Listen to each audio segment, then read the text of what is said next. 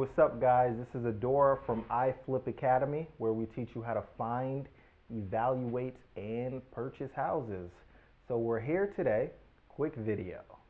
So one of our previous videos was how do we extract the number, meaning the price of what your potential seller is looking to get for their property. Now here's the flip side.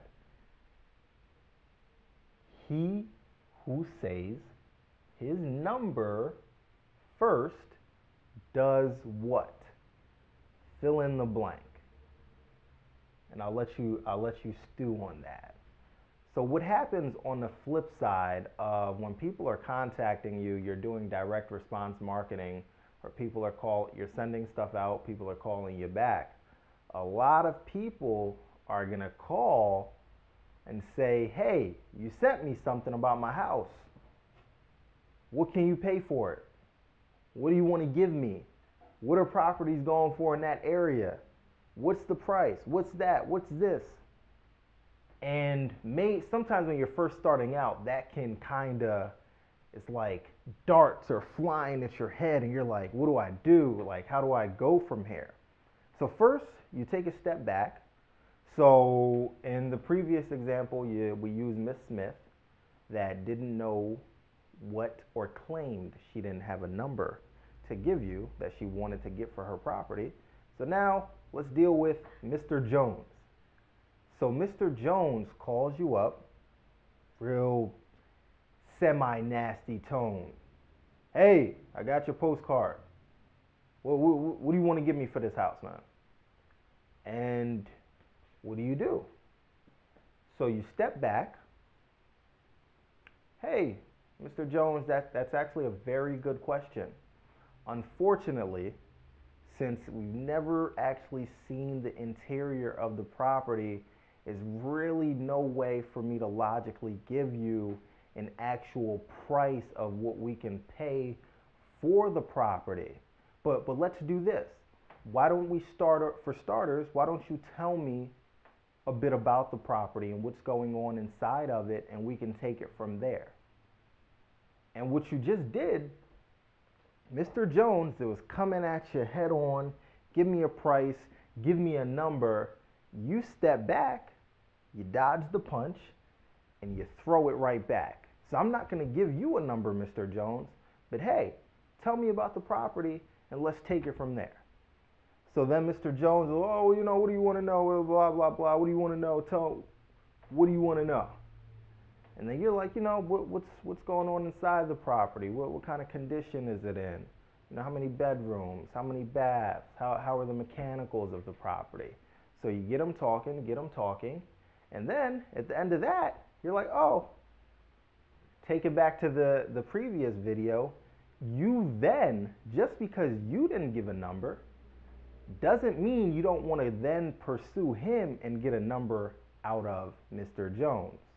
So go back, watch the previous video of how to extract the number, and then also apply how to dodge, because you never ever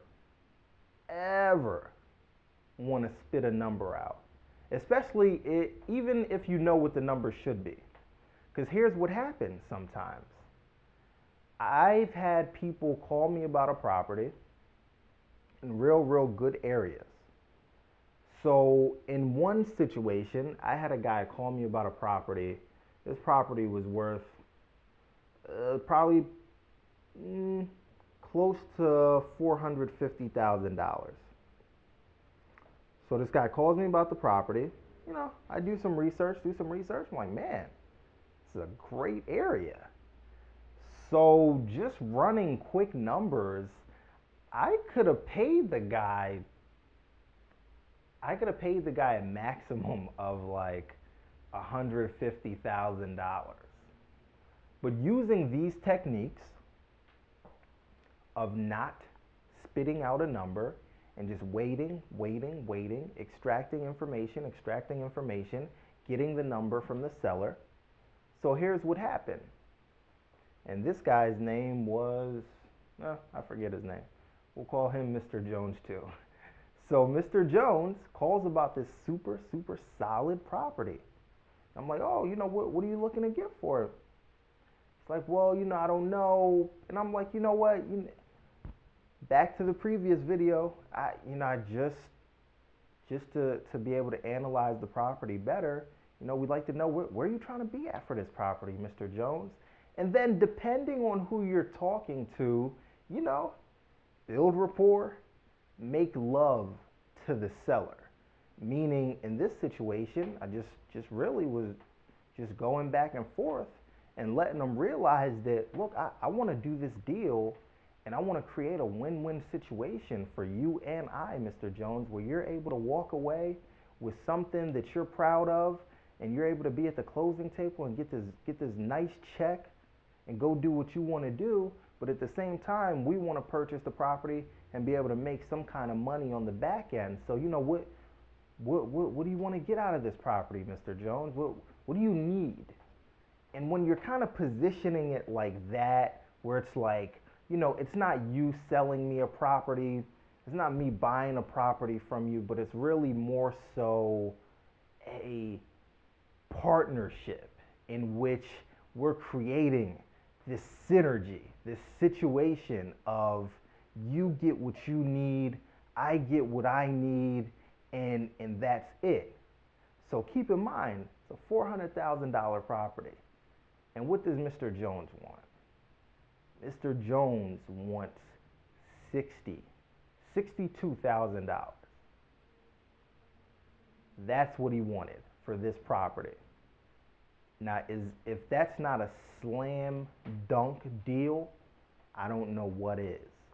But remember, I said I was willing to pay anywhere up to $150,000.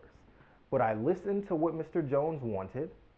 I evaluated him, extracted the information that I wanted and needed, and eventually he spit out his number, which was almost 100 grand lower than what I could have paid for it. So keep that in mind. And this question, he who says his number first loses. I hope I spelled that right. But yes, hopefully you got the point. This is how you dodge, duck, and my camera guy's telling me that I misspelled loses, but that's okay. I'm not an English teacher, I'm an investor. But once again, this is Adora from iFlip Academy. Hopefully you guys are using and applying this information. And if you have any comments or anything like that, feel free to comment below. And we'll see you in the next video.